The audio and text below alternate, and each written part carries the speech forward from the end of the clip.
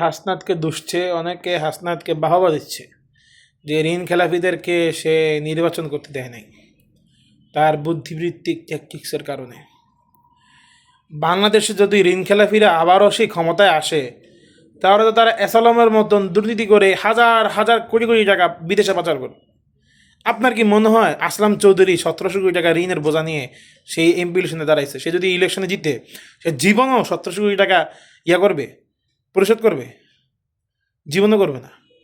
মঞ্জুরুল হাসান মুন্সি, যার আপিলের মাধ্যমে যার মনোনয়ন বাতিল হয়েছে, সে 173 কোটি টাকা ঋণ। 173 কোটি টাকা। কেন ইম্যাজিন? আরে আমার যদি পার্সোনালি 1-1.5 হাজার টাকা ঋণ হয়ে যায়, আমি তো চিন্তায় পড়ে যাই এই টাকা কেন শোধ করবো। বাবাকে বললে, মাকে বললে, আব্বা আম্মা দেয় দৌড়ানি। সে 173 কোটি টাকা ঋণ, তো সে যদি জিতে আসে তাহলে সে কি জীবনও এই ঋণ শোধ করবে? তোর মনে হয় তার ঠেকা পড়ছে? উল্টা সে এলজিআইডির যে বিভিন্ন কাজকর্ম রয়েছে 45,000 কোটি টাকা, সেখান থেকে আস্তে আস্তে মেরে মেরে নিজের পকেটে ভারী করবে, ব্যাংকে ধমক দিবে, বেটা তুই আমার বিরুদ্ধে কোনো কথা বলবি না। আসলাম কীভাবে এত টাকা করছে, পাচার করছে? ইসলামী ব্যাংকে ধ্বংস করছে। ইসলামী ব্যাংক বাংলাদেশের এমন একটা ব্যাংক ছিল যেই ব্যাংকে মানুষ বিশ্বাসের সহিত হাজার হাজার টাকা রাখতে পারতো, লাখ লাখ টাকা রাখতে পারতো। সেই ইসলামী ব্যাংকে সে পুরো ধ্বংস করে দিয়ে গেছে আসলাম। কীভাবে? এইসব ঋণ খেলাপিদেরকে ক্ষমতায় বসে ট্যাক্স ফ্রি গাড়ি দিছে, ট্যাক্স ফ্রি ঋণ দিছে, ট্যাক্স ফ্রি বাড়ি লোন দিছে, নিজের বাড়ি দিছে, নিজের গাড়ির টাকাও সংসদ থেকে দিছে। আবার সে ঋণ করে সেই ঋণের টাকাও পকেটে পড়ছে।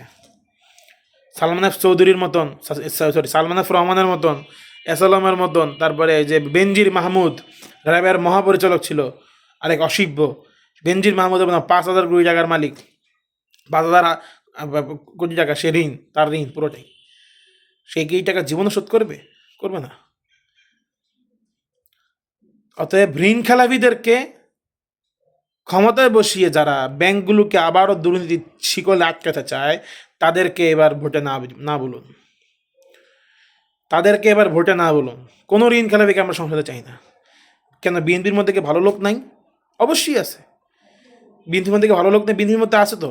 শহীদুদ্দিন চৌধুরী অ্যানি আছে, তারপরে আলতাফ হোসেন চৌধুরী আছে, লুৎফুজ্জামান বাবর আছে। তাদেরকে সংসদে আনুন। তারা সংসদে আসলে সংসদ ভালো থাকবে। কিন্তু চট্টগ্রামের আসলাম চৌধুরী, মঞ্জুরুল হাসান মুন্সির মতন, তারপরে আপনার ফজা পাগলা, হাবিব পাগলা, এসব পাগলদেরকে, ঋণ খেলাপিদেরকে সংসদে ঢুকিয়ে এটা সার্কাস করবেন সেই মমতাজের মতন, সার্কাস তৈরি করবেন শামীম ওসমানের মতন, সেটাকে আমরা আর করতে দিব না ইনশাআল্লাহ। দেশ যেহেতু রিফর্ম করা শুরু করেছে, আমরা আজীবন রিফর্মের পক্ষে থাকব। বাংলাদেশ জিন্দাবাদ, ইনকিলাব জিন্দাবাদ।